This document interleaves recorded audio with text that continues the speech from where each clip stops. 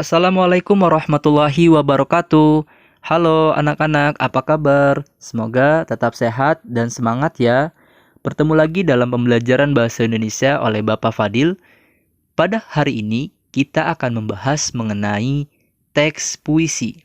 Sebelum pembelajaran dimulai, alangkah baiknya kita berdoa agar diberikan kemudahan, kelancaran, sehingga kalian bisa memahami apa yang disampaikan pada pembelajaran hari ini. Berdoa dimulai. Selesai.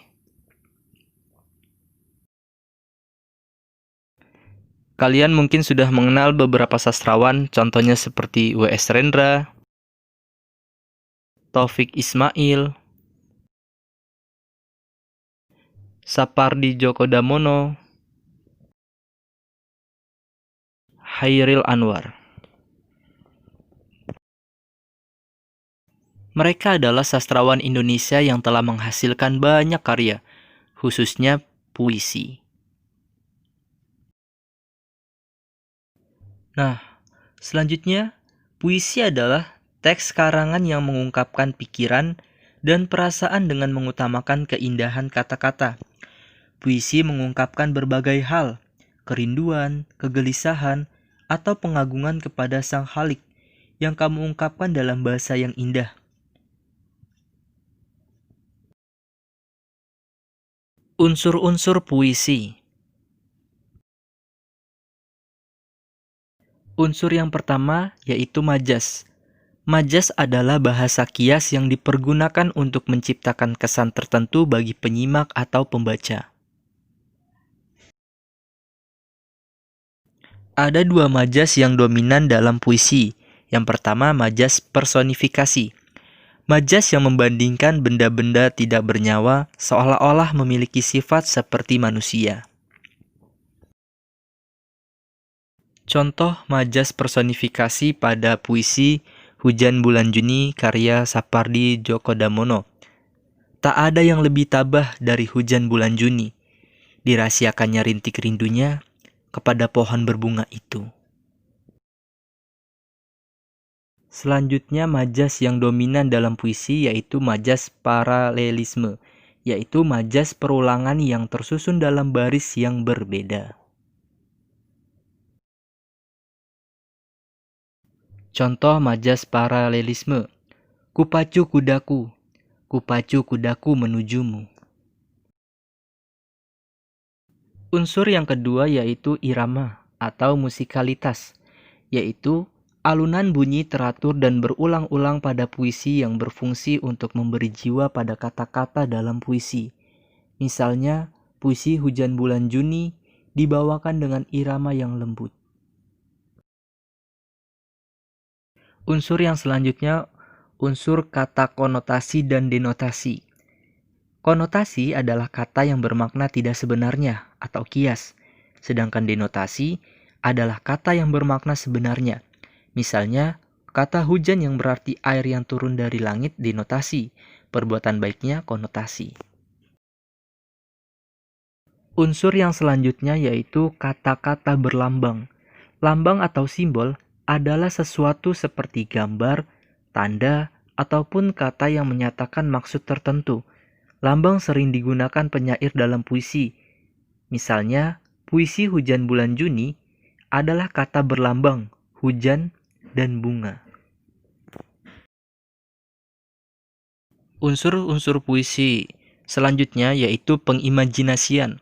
Kata atau susunan kata yang dapat menimbulkan hayalan atau imajinasi. Pengimajinasian dibagi menjadi 3, yaitu imajinasi auditif, yaitu pendengaran, imajinasi visual, yaitu penglihatan, dan imajinasi taktil, yaitu peraba. Contoh pengimajinasian. Yang pertama yang visual, senja samar, masa purnama meningkat naik, ke bawah kursimu. Yang kedua taktil, sepoi, panas payah terik, menghembus lemah, menyejukkan badan. Yang auditif, gelaku rayu. Pembahasan berikutnya mengenai menyimpulkan isi puisi. Menyimpulkan isi puisi, Penyimpulan isi puisi berkaitan dengan pemaknaan puisi dilihat dari segi unsur-unsurnya. Dengan mengenali unsur-unsurnya, kita dapat memahami isi puisi secara mendalam. Contohnya puisi yang berjudul Tuhan karya Bahrum Rangkuti. Hanyut aku Tuhanku, dalam lautan kasih-Mu.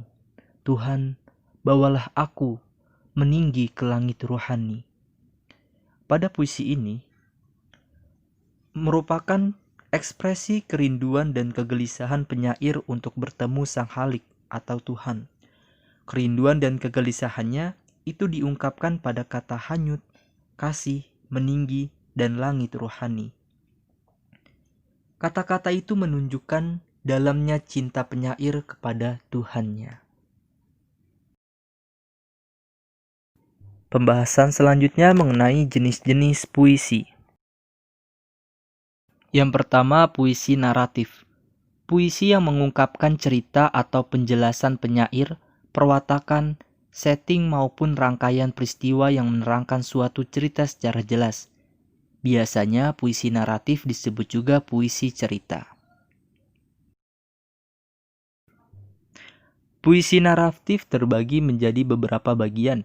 Yang pertama, puisi balada. Puisi yang berisi kisah atau cerita mengenai orang-orang perkasa atau tokoh pujaan. Misalnya, balada orang-orang tercinta dan blues untuk Boni karya W.S. Rendra, kemudian Jante Arkidam karya Ajip Rosidi, dan sebagainya. Yang berikutnya yaitu puisi romansa. Puisi cerita yang berisikan luapan cinta kasih yang ditulis dengan bahasa romantis. Misalnya, Aku Ingin karya Sapardi Djoko Damono, Cinta yang Agung karya Khalil Gibran, Surat Cinta karya Gunawan Muhammad, dan sebagainya. Jenis yang kedua yaitu puisi lirik. Puisi yang berisi luapan batin individual penyairnya dengan segala macam endapan pengalaman, sikap, maupun suasana batin yang melingkupinya. Puisi lirik terbagi menjadi 3. Yang pertama, elegi. Puisi yang mengungkapkan perasaan duka, misalnya Derai-Derai Cemara karya Hairil Anwar, Elegi Jakarta karya Asrul Sani, Buah Rindu karya Amir Hamzah, Peristiwa Pagi Tadi karya Sapardi Djoko Damono, dan sebagainya. Yang kedua, serenada. Sajak percintaan yang dapat dinyanyikan. Kata serenada berarti nyanyian yang tepat dinyanyikan pada waktu senja. W.S. Rendra menciptakan serenada dalam 4 kumpulan sajak. Misalnya, serenada hitam, serenada biru, serenada merah jambu, dan sebagainya. Yang ketiga, ode. Puisi yang berisi pujaan terhadap seseorang, sesuatu hal atau keadaan. Lebih banyak tentang tokoh-tokoh yang dikagumi, misalnya Teratai karya Sanusi Pane, Diponegoro karya Hairil Anwar, Ode Buat Proklamator karya Leon Agusta, dan sebagainya. Jenis puisi yang ketiga yaitu puisi deskriptif. Dalam jenis puisi ini, penyair bertindak sebagai pemberi kesan terhadap keadaan atau peristiwa, benda atau suasana yang dipandang menarik perhatiannya. Contoh puisi yang termasuk ke dalam puisi deskriptif adalah puisi satir. Puisi yang mengungkapkan perasaan tidak puas penyair terhadap suatu keadaan secara tersirat. Misalnya, Aku Bertanya karya W.S. Rendra, Pengadah ke Bintang-Bintang karya Dr. Insinyur Jujun S. Surja Sumantri, Negeriku karya Gusmus, dan sebagainya. Yang termasuk ke dalam puisi deskriptif selanjutnya yaitu kritik sosial. Puisi yang menyatakan ketidaksenangan penyair terhadap keadaan atau seseorang secara tersurat. Misalnya, Aku Ingin Jadi Peluru karya Wiji Tukul, Lik Jagat karya Igus Putubawa Samar Gantang, Peninjauan Nuklir karya Eka Budijanta, dan sebagainya. Pembahasan berikutnya mengenai unsur-unsur pembangun puisi. Unsur pembangun yang pertama yaitu unsur fisik puisi. Unsur-unsur yang tersurat atau tertulis di dalam puisi meliputi majas, kata konotasi, kata berlambang, dan peimajinasian. Unsur yang selanjutnya yaitu unsur batin puisi. Unsur-unsur yang tersirat tidak tertulis dalam puisi, namun memiliki peran yang penting. Misalnya irama, tema, amanat, ekspresi, lafal, tekanan, dan intonasi. Tema. Tema merupakan gagasan pokok yang diungkapkan oleh penyair. Misalnya dalam puisi doa karya Chairil Anwar, tema yang diangkat adalah mengenai ketuhanan atau kerinduan seseorang terhadap Tuhan. Amanat. Amanat merupakan pesan yang ingin disampaikan pengarang kepada pembaca. Misalnya, dalam puisi doa karya Chairil Anwar, amanatnya adalah kita harus lebih mendekatkan diri kepada Tuhan. Ekspresi. Ekspresi dapat pula diartikan sebagai pandangan air muka yang memperlihatkan perasaan seseorang. Misalnya dalam puisi Aku, karya Chairil Anwar, ekspresi yang ditonjolkan adalah rasa berapi-api, semangat, dan ketegasan.